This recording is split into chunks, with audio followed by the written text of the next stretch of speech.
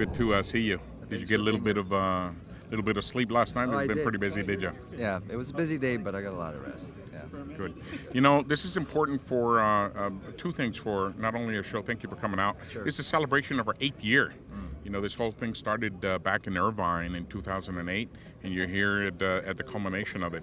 But tell me something a little important. How do you go from the actor, of course, the movies, but you know, most folks that are doing movies about cars aren't actually auto enthusiasts. It seems like as if you are. Why don't you tell me a little bit about some of that transition? Well, I was always into American classics since I was a little kid. I had a neighbor, Mr. Hunziker, that would let me hang out with him in his garage as he would restore his old '63 Impala. And through Mr. Hunziker, I learned a lot of lessons that a young man needed: discipline, organization, follow through, patience. To restore a car correctly, you have to really put your heart into it, and you have to be patient with it. It's a long-term journey, and the journey is the operative.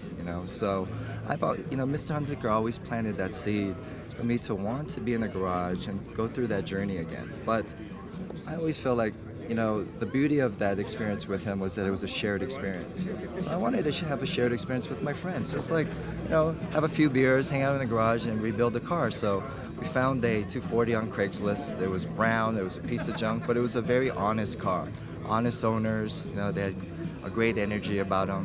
Took the car, we started to tear it down, started to build it, but we're duct tape mechanics, we're just trying to figure it out. And I put this message out on social media, and literally the whole world came and supported. Even down to the fastener kits, these little copper fastener kits were all donated by these enthusiasts that said, this 240 is something that I've had a passion for, and you're able to put a spotlight, let us support that. And so I felt like this was a great responsibility to, if the Fagusi is almost an ambassador for this nostalgic JDM or this ethos, So as we started to build it, the Fagusi became an idea that a lot of people were able to just, champion and stand behind. So I don't feel like I'm the owner. I'm just one of the fathers.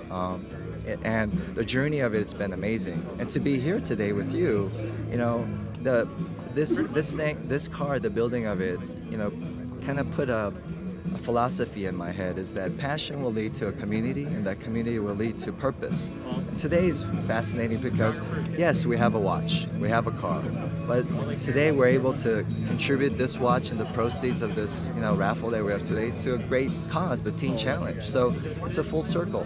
Look at this community. Look at you. I just called you, and it's like out of the blue, and just being a fellow car guy, you're like, let's support.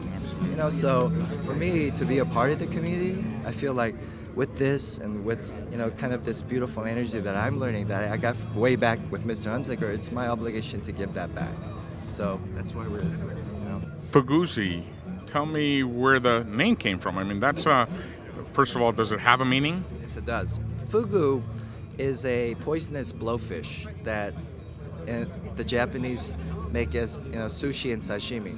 But if it's not prepared right by a master chef, the toxins will get into the meat, and then it will eventually kill you. So it's very poisonous. And that parallels with a track car. If it's not prepared properly, if you don't take the right process, it could kill you as well. Then you have the Z, which is the 240Z. You add those Fagusi.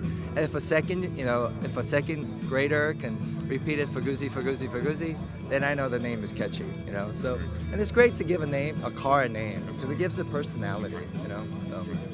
Thank you very much for sharing a little bit of your time with us. Certainly we don't often get, a lot of the import cars that come out here, and certainly not the young kids. They're usually not even awake this early morning. So it was, thanks to you, now they know about the show. We're now 8 years. We're going to continue to do this for many more to come. And for, thank you to you to open up this market to a whole new level of enthusiasts. Thank you very much. Thank you, Saloman. Thank you for your passion and enthusiasm, because without you, none of this would be possible. So thank you so much. Thank you very much. Yeah, thank you.